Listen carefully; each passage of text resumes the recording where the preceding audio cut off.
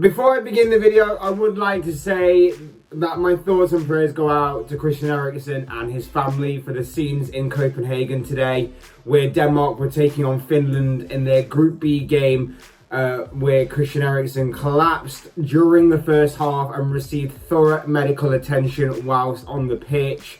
The Denmark team formed a shield around him to give him and the medical team the right kind of privacy and respect that they deserved, away from clearly upset supporters that were in the stadium, and to block out the cameras who, for whatever reason, were still filming the entirety of the incident. I don't know why that was the case. I was annoyed by it. I know a lot of people that were watching the game were also very annoyed by the fact that the cameras continued to roll during these horrifying and distressing scenes. We never wish to see anything like this, but it did take place. The positive news is that Eriksen has managed to pull through. The reports after the game came out that he was alive and conscious.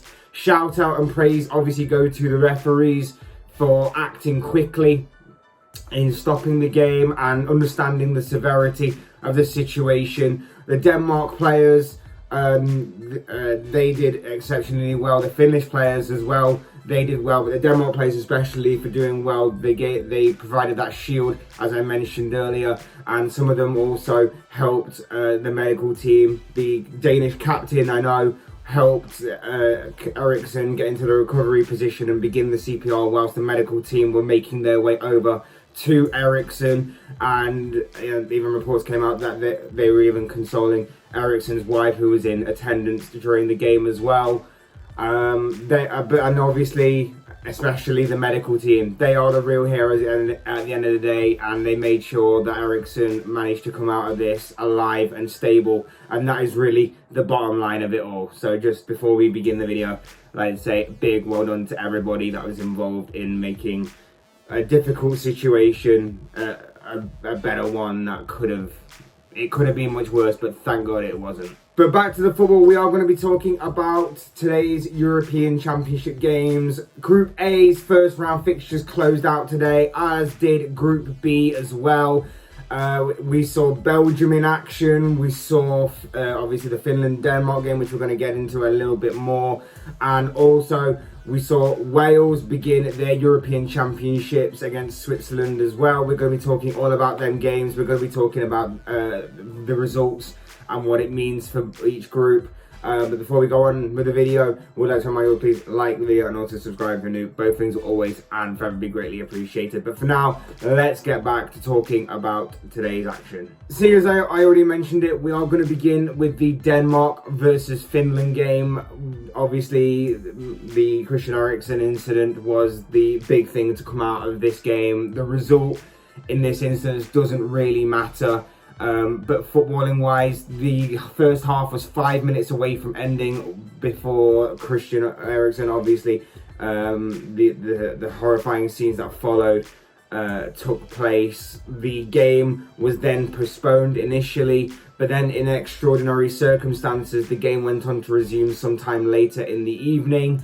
When the game did resume, the remainder of the first half was played. There was a 5-minute interval to mark the half-time interval, and then the second half went on to begin moments after. The game itself was less intense for obvious reasons.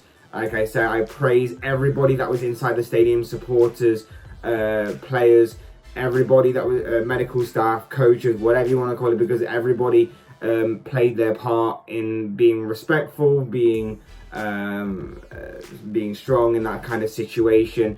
It was obviously a very difficult and horrifying situation to be in, but everybody did play their part very well. From a footballing point of view, despite having less possession and being on the back foot for most of the game, Finland did go on to take the lead through Joel Priampalo. He headed home past Danish goalkeeper Kasper Schmeichel. Later on in that half, Denmark were awarded a penalty when Yusuf Poulsen was brought down in the penalty area. Tottenham's Pierre-Emile Højbjerg stepped up, but his spot kick was saved by the Finnish goalkeeper, and from there Finland held on to take all 3 points. If you are to speak from a footballing point of view, then this is a huge 3 points for Finland to take away from this game and carry forward into their Euro 2020 campaign. But you know, overall, incidents like what we witnessed today puts everything into perspective. The result will obviously be carried forward, of course it will, for both sides. But the main thing and the main result that really matters today is that Christian Eriksen is alive and stable, and we're thankful for that. In Group A, Wales kicked off their Euro 2020 campaign along with Switzerland in what was a 1-1 draw between the two sides, with Kiefer Moore rescuing a point for Wales later on in the second half. Just under 5 minutes had been played in the second half when the Swiss side took the lead. Briel and Bolo came alive in the second half and was a thorn in the Wales defence's side throughout the entirety of that second half especially. And initially he saw his shot saved by Welsh goalkeeper Danny Ward, but from the resulting corner, Liverpool's Xherdan Shaqiri delivered that set piece, and it was met by the Swiss forward who opened the scoring.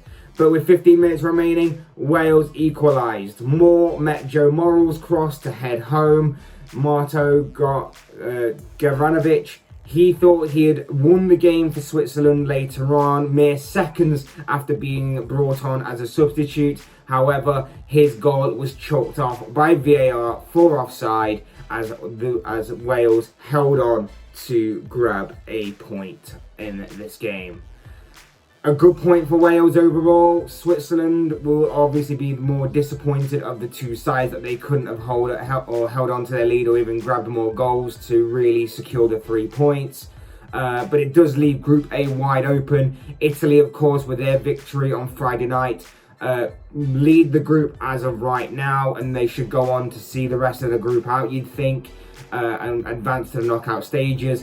But for the second and possibly third place finishers, it's very much open. A draw here means that it indirectly helps Turkey out a little bit, but the next round of fixtures is where obviously it starts to really intensify for this group. It really does hot up even more.